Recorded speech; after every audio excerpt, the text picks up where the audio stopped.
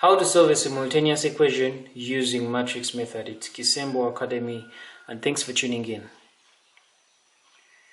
There are very many other ways of solving simultaneous equations. We can solve simultaneous equations using elimination method, we can use substitution method, we can use graphical method, but this tutorial will concentrate on just one of the methods, and that is the matrix method of solving simultaneous equations. We'll illustrate using an example. We have these two simultaneous equations, 2x plus 3y is equal to 4, and also we have x plus 2y is equal to 3. These are two simultaneous equations that require to be solved using matrix method. So to begin it off with, we need to first of all extract the matrix we are going to deal with.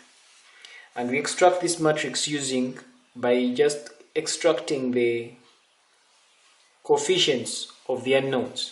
The coefficient of x here is 2, so we extract 2. The coefficient of y here is 3, so we get the 3. The coefficient of x here is 1, so it is the 1 there. And then the coefficient of y here is 2, and that's the 2. So we end up with our matrix as 2, 3, 1, 2. So this is the matrix. We multiply this matrix by the unknowns. The unknowns in this case here is x and y. So we follow that order, x and y, because the first term here is x and the next is y. Now if it is the reverse, if it was 2y plus 3x, or if it was y plus 2x, then it means that the order of our unknowns here would be y and x. The order of this matrix, the way we present them, is dependent on which comes first here. Here it is x that comes first, so it is x coming here first, then y comes next, so y next. So this matrix multiplied by xy is supposed to give us 4, 3, and that is the 4, 3. So now we are going to deal with this to find the value of x and y. So for us to be able to find the value of x and y, it means that we need to eliminate this matrix from this side so that it goes this way. We need to remain only with the unknowns here. So now for us to be able to eliminate this matrix, it means that we're supposed to multiply it by its inverse. When we multiply this matrix here by its inverse, it means that we are going to remain with nothing here, or we are going to remain with an identity matrix here, so that we're able to remain with x and y on only this side and the rest is the other side. So it means that we are going to find the inverse of this matrix. When we get the inverse of this matrix, we multiply it on both sides. We multiply it on this side and that side, and then afterwards we'll progress and we'll remain with xy on just one side of the equation. So we begin by finding the inverse of this matrix. In our previous videos, we explored in detail on how to find the inverse of the matrix. So we all know that finding the inverse of the matrix is equal to 1 over determinant times the adjoint. So we first get the determinant of this matrix by saying the major diagonal, which is 2 times 2, minus the minor diagonal, which is 3 times 1, to get our determinant as 1. After getting our determinant as 1, we find the adjoint of this matrix. The adjoint of this matrix we get by interchanging the numbers in the main diagonal, which is 2, with the 2's interchange. Then in the minor diagonal, we simply multiply the numbers by negative 1. 1 times negative 1 is negative 1. 3 times negative 1 is negative 3. So after getting the determinant of the matrix and the adjoint of the matrix, then we can substitute it in here so that we are able to get the inverse of the matrix. And it is this inverse that we are going to multiply here on both sides. And this is what is happening in our next step. In our next step, we are going to multiply the inverse of the matrix, which is 1 over determinant times adjoint, times the original matrix, which is that one, this one, times xy, which is that, is equal to 1, the inverse of the matrix, which is 1 over determinant times adjoint, which we are going to multiply, times 4 over 3, which is that, 4, 3. So it's the substitution going on in the next step. So 1 over determinant is 1 over 1. 1 is the determinant times the adjoint, which is this one, which we already got here, times this, times that, is equal to 1 over determinant, which is 1 over 1, times our adjoint, which we already got as 2, negative 3, negative 1, 2, times 4, 3. Then the rest is math. So we multiply this by that. And when we multiply a matrix by its inverse, we are supposed to get an identity matrix. So as we are multiplying here, you're supposed to make sure that the final answer you're getting is an identity matrix 1 0 0 1. Now if you multiply these two and what you're getting here is not an identity matrix, then it's supposed to show that there is something wrong with your calculation here. So we get that, multiply it here, we do the same on the other side. And so of course the multiplication, it's row by column. 2 times 2 plus negative 3 times 1, then this row times that column to get this 2 times 3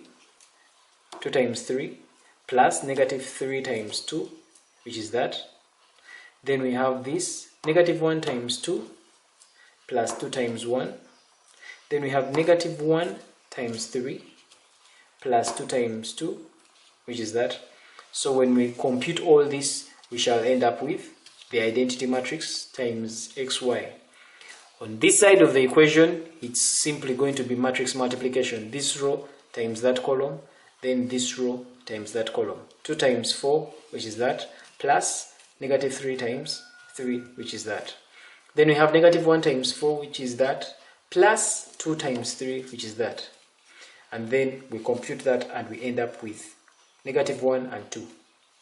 So now, of course, when we multiply an identity matrix by any matrix, this gives us the same. This times xy gives us xy is equal to negative 1, 2. So it means our value of x is negative 1 and our value of y is positive 2.